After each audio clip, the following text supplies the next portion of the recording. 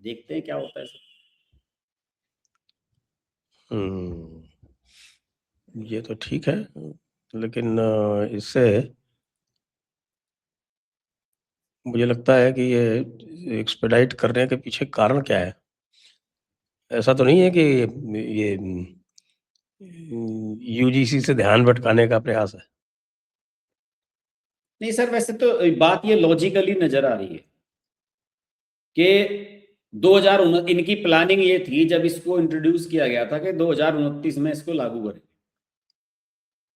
और 2029 किसी भी हाल में लागू होने वाली कोई संभावना नजर नहीं आ रही, क्योंकि अभी जनगणना नहीं हुई। तो करना क्या है, केवल वो जनगणना वाला क्लॉज ही तो हटाना है सर उसमें से।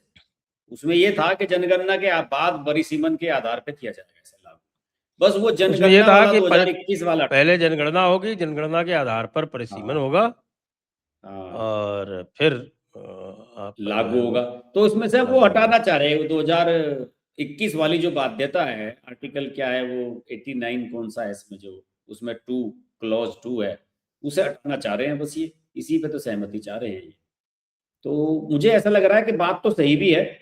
अगर आप देख भी लें तो 2029 तक तो संभव ही नहीं है। आप जनगणना अभी 2 साल चलने वाली है कम से कम, 28 के लास्ट तक जाके उसकी फिगर आएंगी और 29 के शुरू में चुनाव होना है।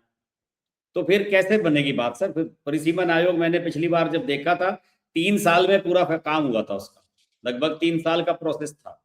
2006-07 में शुरू हो गया था, 2009 तक काम चला था उसका। तो उसमें उस हिसाब से तो बिल्कुल बनने के कोई चांस थे ही नहीं ना सर।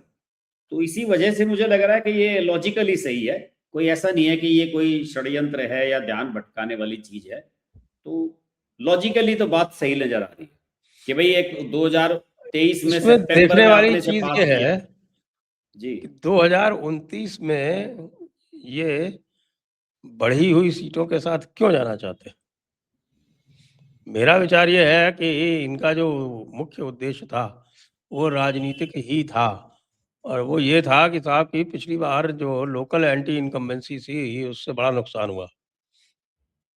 क्योंकि पहले क्या होता था 2019 में और 2014 में क्या हुआ था कि साहब की मोदी जी की छवि उस समय इतनी स्ट्रांग थी कि वो मोदी जी की छवि के नीचे जो लोकल एमपीज के जो अक्षमता थी या उनके किए हुए जो पाप थे वो दब गए थे। 2024 में मोदी जी का इतना इम्पैक्ट नीचे नहीं हो रहा था, तो उसमें ये उभर कर आ गई ये anti incumbency, local anti incumbency, जिसका इन्हें बड़ा नुकसान हुआ। तो तो इसमें अगर इसमें तो सीधा सर ये नए फार्मूला है परिसीमन सर। करके और ये महिला वहिला कर देते हैं, तो उसे लोकल एंटी इनकम्बेंसी जो है वो बहुत कम हो जाएगी। लोकल एंटी इनकम्बेंसी से निपटाने का तरीका सर इनके पास पहले से ही है। ये तो चेंज भी बहुत कर देते हैं, नाम चेंज कर दें, नए नामों को सामने ले आए। लोकल एंटी इनकम्बेंसी तो उससे भी कम हो जाती है। और इसमें कोई शक नहीं है कि जब सीटें बढ़ेंगी तो 270 सीटें महिलाओं की होंगी, तो सारे लोग उसमें तो सारे नए नए चेहरे आने हैं। हर पार्टी से ही नए चेहरे आ जाएंगे सामने। और 273 होंगे। सबसे मेन चीज है आठ इसमें सौ सर के जो बड़े राज्य हैं बीजेपी वाले, जिसमें उन्हें लगता है कि हम बिल्कुल श्योर एंड शॉर्ट कर लेंगे, तो इसमें तो 120 सीटें तो अकेली यूपी से ही हो जाएंगी इनकी, 80 से। क्योंकि 50% बढ़ाने का फार्मूला लाए हैं ये कि 40%, 40 बढ़ेंगी, 80 हैं तो उसमें 40 और जोड़ दो, 120 होंगी। तो ये जो फॉर्मूला लेकर के आए हैं ये बड़ा ही बढ़िया है। इसमें 40 की इसमें वृद्धि हो जाएगी। और इसमें महाराष्ट्र में 24 बढ़ रही हैं, बंगाल में 21 बढ़ रही हैं, बिहार में 20 बढ़ रही हैं, तमिलनाडु में 20 बढ़ रही हैं। तो इनमें से 3-4 स्टेट जो बड़े स्टेट हैं 40+ वाले, उन सब में स्थिति इनकी बड़ी मजबूत है। महाराष्ट्र में बढ़िया मजबूत स्थिति में है, और यूपी में तो 2027 में ही इसका टेस्ट कर लेंगे ये। 2029 से पहले 2027 में टेस्ट हो जाएगा इसका। तो काफी मुझे लग रहा है कि स्ट्रॉन्ग फॉर्मूला लेके आए हैं सब ये।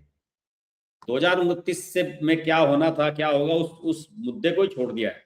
अब लड़ाई ये हो गई है कि 2029 को कैसे सिक्योर किया जाए। अब वो ज्यादा मुद्दा नजर आ रहा है।